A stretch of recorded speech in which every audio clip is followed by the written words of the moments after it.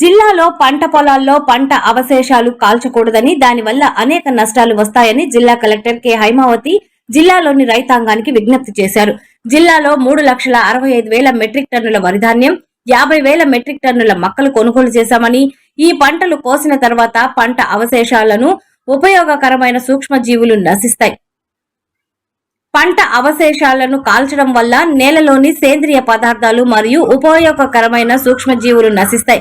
అక్కడక్కడ రైతులు ప్రాణాలు సైతం పోగొట్టుకుంటున్నారని, దీనికి ప్రత్యామ్నాయ మార్గాలు వెతకాలని, అవశేషాలను కంపోస్ట్ గా మార్చాలని, నేలలో కలిపి సేంద్రియ ఎరువుగా ఉపయోగించడం, పశువుల మేతగా వినియోగించడం, అవశేషాలతో సహా దుక్కి దున్నడం చేయాలని తెలిపారు. పంట అవశేషాలు కాల్చవద్దు, నేల సారాన్ని కాపాడండి, పర్యావరణాన్ని రక్షించండి జిల్లా రైతాంగానికి పిలుపునిచ్చారు. జిల్లాలో రైతులందరికీ కూడా విజ్ఞప్తి అండి. ఇటీవల కాలంలో మనకు 2 చోట్ల రైతులు పంటలు అవశేషాలను కాల్చడం వలన 2 చనిపోవడం జరిగింది.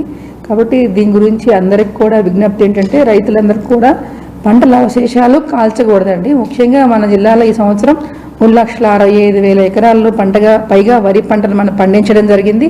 అంతేకాకుండా 50,000 ఎకరాల పైగా కూడా మక్కలు పండించడం జరిగింది.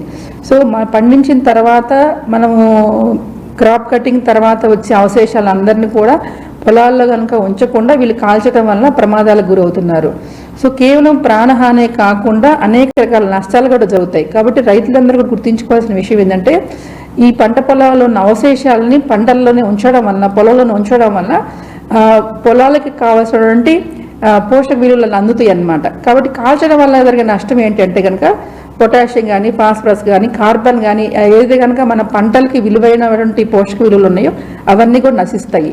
కాబట్టి తప్పకుండా ఇవి పొలంలోనే దున్నుకొని పొలంలోనే ఉంటే కనుక పొలం అనేది ఫర్టైల్ అవుతుంది అనమాట. కాబట్టి ఇది పంటలకు ఉపయోగపడుతుంది. అంతేకాకుండా ఇవంతా మనం చేసే పనులన్నీ కూడా క్లీన్గా ఉంటుందని వీళ్ళు క్లీన్ చేస్తున్నారు పంటలు, కానీ కాదండి, ఇది చాలా ప్రమాదం అన్నమాట. కాబట్టి ఒకవైపు రకంగా ప్రాణాలకు ప్రమాదం, ఇంకో రకంగా చూసుకుంటే కనుక అంటే పంటలకు ఉపయోగపడే నశిస్తాయి. అంతే రకంగా కాకుండా ఏవైతే కనుక పొటాషియము, భాస్వరస్, నత్రజని కూడా మనకి తగ్గిపోతాయి అన్నమాట. కాబట్టి దయచేసి రైతులందరూ గుర్తుంచుకోండి, దయచేసి ఎవరు కూడా పంటల అవశేషాలను ఎవరు కూడా కాల్చవద్దు. ఇంకొకటి ఇంతే కాకుండా ఈ పంటలను మనం కాల్చినప్పుడు హానికరమైన వాయువులు కూడా వెలువడతాయి. ముఖ్యంగా కార్బన్ డైఆక్సైడ్, కార్బన్ మోనాక్సైడ్, దీనివల్ల వాయు కాలుష్యం ఏర్పడుతుంది. ప్రాణానికి కూడా ప్రమాదము, అలాగనే పర్యావరణానికి కూడా హాని జరుగుతుంది. కాబట్టి అందరూ కూడా గుర్తుంచుకోవాల్సిన ఉంది. అందరికీ విన్నపం ఏంటంటే, ఎవరు కూడా పంటల అవశేషాలను కాల్చవద్దు. ఇది మీ పంటలకి ఉపయోగపడతాయి, ఎలాంటి హానికరం కాదు. గుర్తించవలసిన కోరుతున్నాను. రైతులందరూ కూడా సహకరించాలని కోరుతున్నాను.